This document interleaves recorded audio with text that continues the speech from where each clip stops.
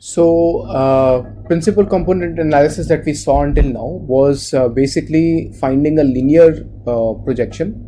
Okay, and it was not using any other information such as label information. So it is an unsupervised linear dimension reduction technique. But this linear dimension reduction is not always the best method, but sometimes the data may lie on a nonlinear manifold. So let's take an example. Let's say you have two dimensions x1 and x2, right, where x2 is actually perfectly related and it's predictable based on x1, and it is, let's say, sine of x1. Okay, so we may get data that is basically in two dimensions. But we know that actually along this thread that looks like a sinusoidal wave, there is only one direction.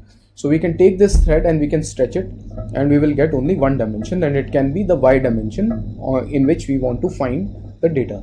So here it's not a line, it's actually a curvy thing. It's a curve, and that's basically a nonlinear manifold. An example of that can be found in that can be thought of in terms of faces is, for example, that if you look at these faces, there could be one dimension that is basically capturing different kind of contortions, another direction that is capturing another kind of contortions, and so forth, and there could be yet another one that captures a different person altogether. So these are not lying on a straight hyperplane or a line in multiple dimensions. They are actually in some nonlinear manifold. So now let's look at some nonlinear techniques for dimension reduction. So an example of a nonlinear technique here would be that basically we have a y, where y basically completely either disregards x2, or it captures something along the lines of a distance along this curve. So it could be some other function of x1.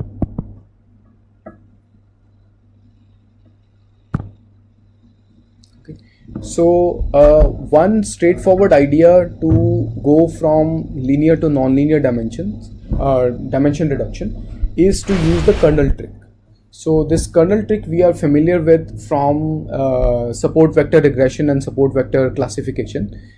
Basically the same idea is being used here, that we try to find wherever we can manipulate the mathematical expressions that are of the type phi transpose phi, and we imagine that instead of that we are actually taking some feature, we have x transpose x, and we imagine that we are actually extracting some features phi of x and phi of x transpose phi of x, and we replace this with a kernel. So let's say if these are two different points xi and xj, we will replace it with a kernel k of xi and xj,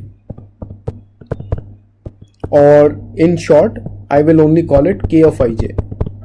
Okay, so that is the kernel trick. The idea behind this kernel trick is that, let's say we have two dimensions, right, and we have data that lies along a particular manifold. Okay, and it's a nonlinear manifold, but it's inherently a lower dimensional manifold. So in this two-dimensional space, it's actually along a one-dimensional manifold. Now if I put a kernel around each of these points, right, so let's say it's a Gaussian kernel. So now I'm looking at pairwise Gaussian of the distance, Euclidean distance of each pair of points, right. So basically these are the contours of that Gaussian that are along each of these, right. And now I look at only the relative distance between all of the similarity between these points. I can actually get a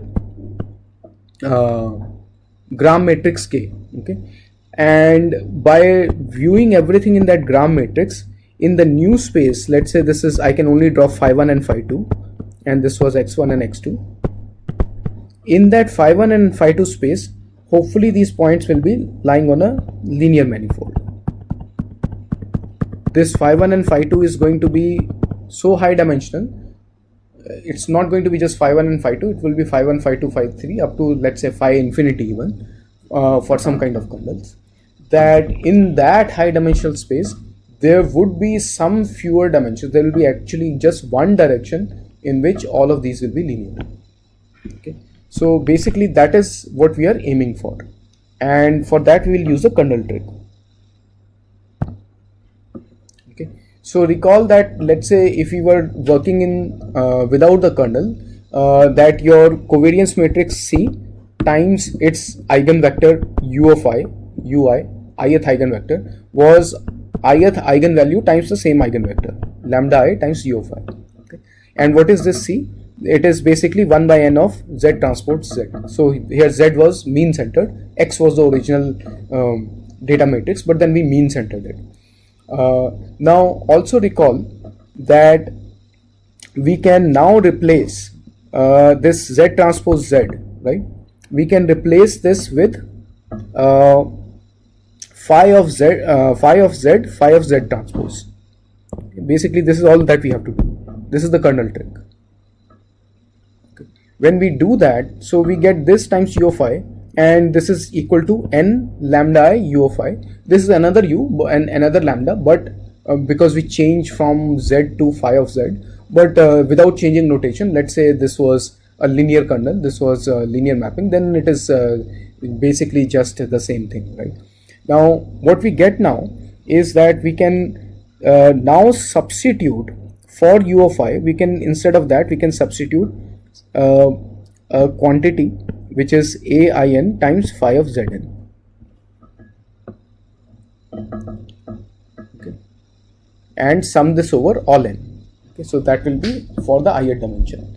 When we do that, okay, then the entire equation, where here any k, basically your k of ij is equal to, I'm using a short notation, basically it is phi of zi times phi transpose phi of zj.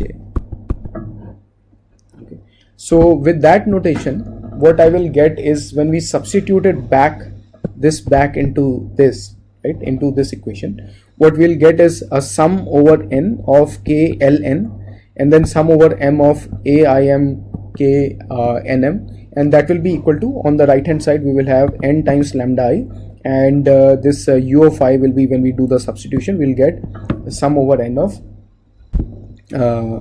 ain k ln.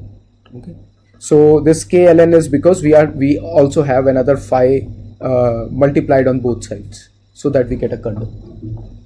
Okay, so in matrix form, what this becomes is k square times ai, and that is equal to lambda I n times k ai, and if we take the one of the k's out, what we'll get is k ai is equal to lambda I n ai.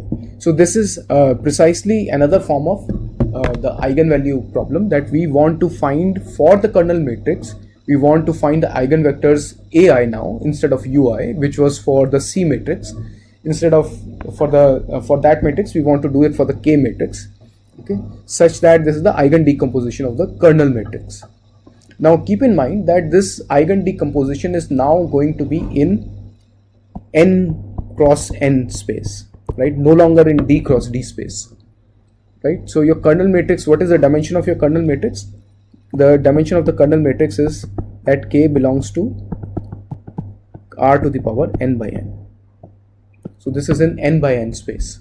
So out of those n spaces, we can keep 1 or 2 or 3 directions, whatever we find to be useful, and we will use that for eigen decomposition. It's not quite that simple yet. There is some transformation you have to make to K, a simple transformation, and that transformation we need to make is because earlier we assumed that Z was mean centered. Here the equivalent phi we don't know. We don't know what is the equivalent phi because that is implicit in K, and we don't know whether it is mean centered or not. So we have to do that mean centering, and that mean centering you can look at this URL. It's quite explained quite well about how that transformation of K is done to do the mean centering.